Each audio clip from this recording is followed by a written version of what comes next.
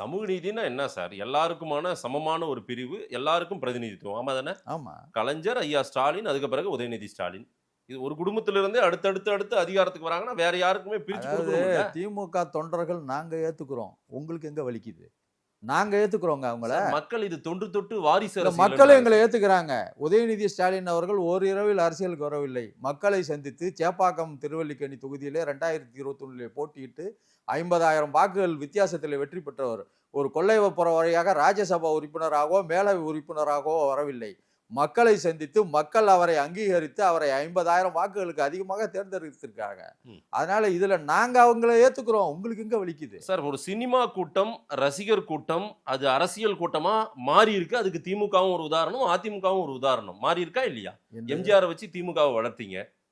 ஆமா, எம்ஜிஆர் வச்சு திமுக திமுக வச்சு எம்ஜிஆர் வளர்ந்தார் சார். எம்ஜிஆர் வச்செல்லாம் நாங்க வளரல சார்.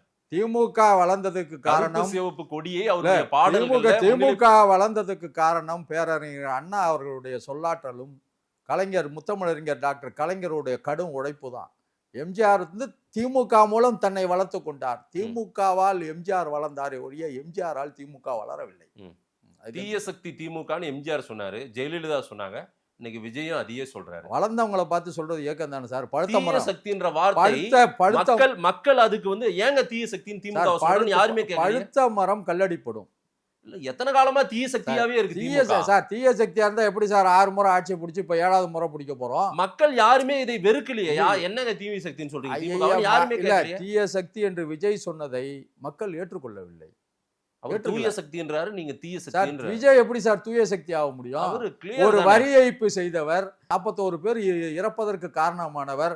விஜயோட சாதனை என்ன சொல்லட்டுமா? அரசியல் கட்சி ஆரம்பிச்சு he has scored half century in politics. 50 பேரை அவர் கட்சி ஆரம்பிச்சு 1.5-2 ஆண்டுகளில் 50 பேர் அவரால் உயிரிழந்திருக்கிறார்கள். தொடர்ந்து அவர் அரசியலில் இருந்தால் உயிரிழப்பு 1000-ஐ தாண்டும். அதனாலதான் விஜய் அரசியல் இருந்து அப்புறப்படுத்தணும்னு சொல்றோம்.